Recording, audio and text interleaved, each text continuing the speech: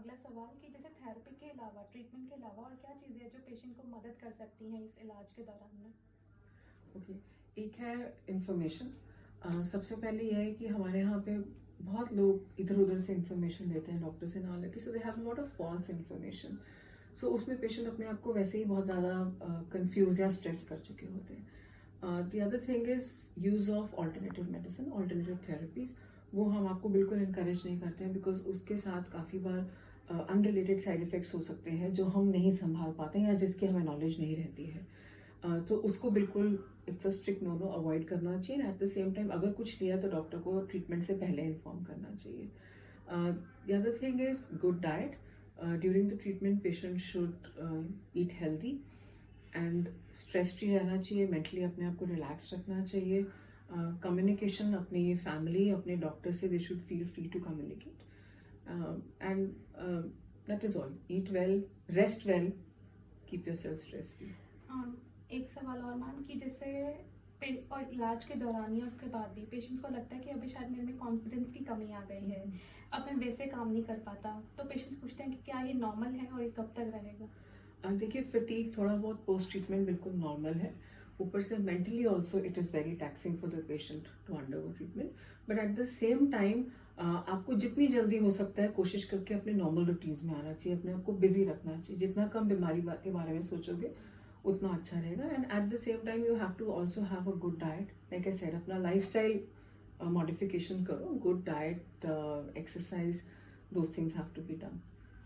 एक ma'am, patients इलाज कराने से पहले उनको कैंसर का नाम सुन के जैसे रहता है, तो उनको लगता है कि जैसे इलाज बहुत पेनफुल रहता है, तो क्या ओवेरियन कैंसर में भी ऐसा ही है कि इलाज काफ़ी पेनफुल रहता है, कीमोथेरेपी वगैरह? देखिए, सर्जरी रहता है, बट सर्जरी उतना ही पेन रहता है जितनी नॉर्मल रूटीन सर्जरीज में रहता है। एंड आजकल हमारे पास बहुत इफेक्टिव मेजर्स हैं जिससे हम पेशेंट का पेन कंट्रोल कर सकें, हम डिस्कम्फर्ट कम कर सकें। जहां तक कीमोथेरेपी का सवाल है, कीमोथेरेपी पर से इज नॉट पेनफुल। मतलब उसका दर्द उतना ही है जितना हम एक नीडल लगाते हैं वेन में, या हम आईवी के लिए लाइन लगाते हैं उसका है, या अगर कीमोपोर्ट लगा है तो एक छोटा सा प्रोसीजर रहता है।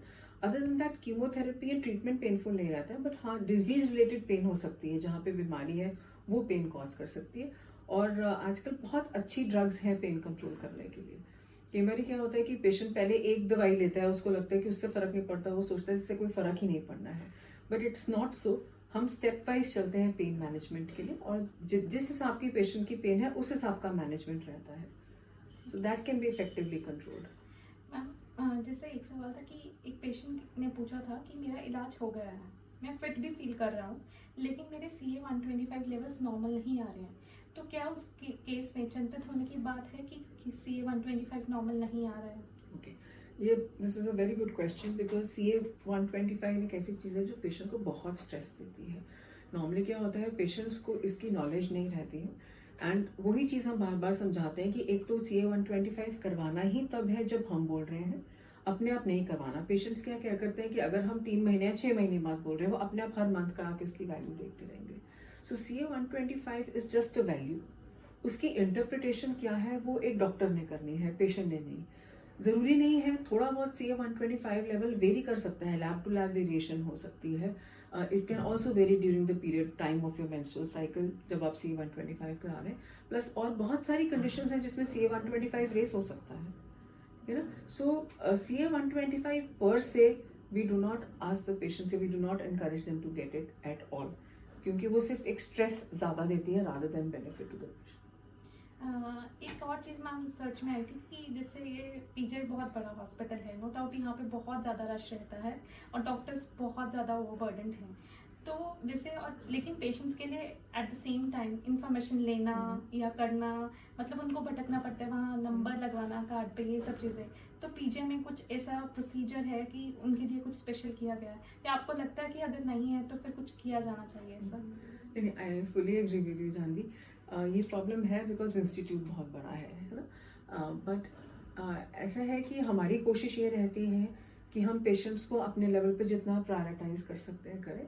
और ये भी बात आपकी ठीक है कि कई बार बिकॉज ऑफ द रश हम पेशेंट को बहुत ज्यादा टाइम या काउंसलिंग नहीं दे पाते हैं, but that doesn't mean patient को जब भी लगता है उनको बेझिझक हमसे पूछना चाहिए, बिकॉज हमारे यहाँ पे कई बार ये भी प्रॉब्लम होती है कि द रिलेटिव्स नहीं चाहते हैं कि हम पेशेंट से बात करें, तो एक वो भी रीज़न हो जाता है कि हम पेशेंट को ज़्यादा बात नहीं करते हैं. That is regarding communication. Regarding reaching the doctor, yes I agree, problems रहती हैं बिकॉज पेशेंट पहले डिपार्टमेंट में आता है, इन्वेस्टिगेशंस के लिए दोबारा आता है. But having said that, even in the department of gynae जहाँ पे सर्जरी होती है, पूरे अटेम्प्ट्स किए जाते हैं कि ऐसे पेशेंट्स को जिनको रिक्वायरमेंट है उनको प्रायोरिटाइज किया जाए. But it will also be very nice कि अगर हमारे पास कुछ सोशल वर्कर्स या उस टाइप की फैसिलिटीज हो where patients can be guided, they can be counsel, और उनकी छोटी छोटी जो प्रॉब्लम्स हैं regarding how to move around in the hospital, क्या टेस्ट कहाँ से करवाने हैं, कब आना है, ये छोटी छोटी क्वेरीज उनकी आंसर हो. So that is definitely an area where हमें जरूरत है of people to help us. और ना केयर गिवर्स की तरफ, जैसे जो कैंसर पेशेंट की देखभाल करते हैं, तो उनकी तरफ से क्वेश्चंस थे कि वो अपने लेवल पे क्या कर सकते हैं कि जिससे वो पेशेंट को बहुत ज़्यादा रिलैक्स फील करा सकें या उनकी थेरेपी में उनको हेल्प कर सकें. केयर गिवर्स का रोल हम काफ़ी बारी अंडरमाइन कर देते हैं बिकॉज हमारा सारा फोकस पेशेंट्स पे रहता है. But then it's a diagnosis where the whole family suffers. And caregivers में ये रहता है कि कई बार केयर गिवर्स की भी बहुत इश्यूज रहते हैं because care giver can be the income generating care giver, जिसकी वजह से फैमिली इनकम में प्रॉब्लम आती है, या care giver can himself be unwell, और they can be other issues. So the way caregivers can help patients is, one is again like I said, effective communication, जो हमारी सोसाइटी में बहुत lack करता है. हमारी टेंडेंसी रहती है लोग आपस में एक दूसरे से छुपाने की, जो ऐसा नहीं होना चाहिए. So a communication. Then at the same time you have to understand कि पेशेंट्स कई बार चिड़चिड़े हो जाते हैं, they may be tired, they may be in pain. So care givers की भी पेशेंट्स कई बार गिव वे कर जाती है, उनको लगता है एग्जॉशन, बिकॉज केयर गिवर्स अपने आप बर्न आउट हो जाते हैं कि हम सब कुछ कर रहे हैं तो भी उन्हें करना. So, as far as caregivers are concerned, you need to be patient with the patient. And you need to understand कि उनकी भी problems हैं. You need to effectively communicate with them, and I think caregivers also need care. मतलब the patients also have to understand that caregivers में भी burnout हो सकता है. एक क्वेश्चन था मैम कि जैसे अगर सपोज पेशेंट का ट्रीटमेंट खत्म हो गया है, क्योंकि ड्यूरिंग ट्रीटमेंट तो पेशेंट डॉक्टर के टच में रहता है तो सब चीज़ें पूछते रहते हैं, लेकिन आफ्टर द ट्रीटमेंट तो उनको क्या केयर करनी चाहिए अपने रिगार्डिंग, अगर कोई सपोज उन्हें बीमारी हो जाती जैसे अभी कोरोना टाइम भी था, तो इस रिगार्डिंग उनको क्या स्पेसिफिक मतलब मेजर्स लेने चाहिए ताकि वो हेल्प कर सकें. ओके. एक्चुअली पेशेंट्स को कई बार ये महसूस होता है कि they can not reach out to the doctor जो फॉलो अप पे है, एंड कई बार उनको काफ़ी दूर ट्रैवल करके आना पड़ता है, which is not possible for any small thing. So we do understand that. But having said that, cancer में कई बार ऐसा होता है कि अगर पेशेंट को कोई प्रॉब्लम आ रही है, इट इज़ इम्पॉर्टेंट कि ट्रीटिंग फिजिशियन देखे कि वो ट्रीटमेंट रिलेटेड प्रॉब्लम है या वो कैंसर के रिलेटेड प्रॉब्लम है. सो अगर कोई भी एबनॉर्मल सिम्टम दोबारा से अराइज कर रहा है या वही डिजीज रिलेटेड सिम्टम दोबारा से अराइज कर रहा है, पेशेंट्स को कोशिश करके हमारे पास आना चाहिए. ड्यूरिंग कोविड टाइम्स अगेन बहुत मुश्किलें आई हैं पेशेंट्स को बिकॉज ऑफ लॉकडाउन और because of unable to travel या unable to approach the doctors, क्योंकि हॉस्पिटल्स भी बंद रहे हैं. तो इस दौरान हमने टेली कंसल्टेशंस शुरू की है. We have tried our best कि पेशेंट अपने लोकल एरिया में हम डॉक्टर्स के साथ कोऑर्डिनेट करके जो लोकल वहाँ पे ट्रीटमेंट ले सकता है वो उस टाइप का ट्रीटमेंट ले. एंड फॉर पेशेंट्स पर से कोविड टाइम्स में because they are immunocompromised and they are low on health because of the disease or या other जो साथ में related problems हो सकती हैं, they should again avoid or they should follow the COVID behavior, that is social distancing, sanitization, and ये सब उनको follow करना चाहिए. तो मैम आफ्टर द ट्रीटमेंट अगर पेशेंट को कोई नॉर्मल प्रॉब्लम आती है जैसे खांसी जुकाम या कुछ भी ऐसे होता है, तो वो क्या अपनी तरफ से कुछ भी जैसे होम रेमेडीज या फिर कुछ जैसे ओवर द काउंटर ड्रग्स होते हैं तो वो ले सकते हैं या उनको अपने फिजिशियन को दिखाना चाहिए? देखिए, रूटीन खांसी जुकाम इज ओके, बट कई बारी खांसी जैसे सिम्टम्स ऐसे हो सकते हैं कि जिसको हम डिफ्रेंशिएट करना मुश्किल होता है हमें कि डिजीज रिलेटेड है या नहीं है. कई पेशेंट्स में जिनमें ऑलरेडी लंग्स की इन्वॉल्वमेंट रहती है उनमें कॉफ हो सकता है पहले से, यहाँ पानी भर जाता है तो उसकी वजह से कॉफ हो सकता है पेशेंट को. तो उसमें हम ऐसे समझाते हैं कि किसी भी पेशेंट को ड्राई कॉफ चल रहा है या मे बी फॉर 2 weeks और more, then they should come and approach the cancer specialist. Otherwise वो वहाँ पे लोकल डॉक्टर से या लोकल ट्रीटमेंट अपना जो home remedies, I would not say alternative medicine but home remedies, yes they can try. एक ma'am financial problem एक बहुत बड़ा इशू है कैंसर पेशेंट्स में, तो इसके रिगार्डिंग कोई स्कीम्स कोई है यहाँ पीजीआई में, या वैसे जैसे कई लोगों क्या होता है कि उनको जैसे उनको लेना है कहीं से ये चीज उनको चाहिए फाइनेंस के रिगार्डिंग, तो यहाँ क्या हेल्प होती है पीजीआई में? वन थिंग गुड अबाउट पीजीआईज की यहाँ पे हमारे वैसे भी जो चार्जेस हैं ट्रीटमेंट के, दे आर वेरी नॉमिनल। कि अगर हम प्राइवेट सेक्टर से देखें तो चार्जेस जो हम फैसिलिटीज प्रोवाइड करने के लिए लेते हैं they are almost negligible. Plus ये ज़रूर है कि पेशेंट को जैसे कीमोथेरेप्यूटिक ड्रग्स हैं अपने आप प्रोक्योर करनी पड़ती हैं और वो काफ़ी बार एक्सपेंसिव होती हैं, वो हॉस्पिटल से ऐसा सब पेशेंट्स को नहीं मिलती हैं।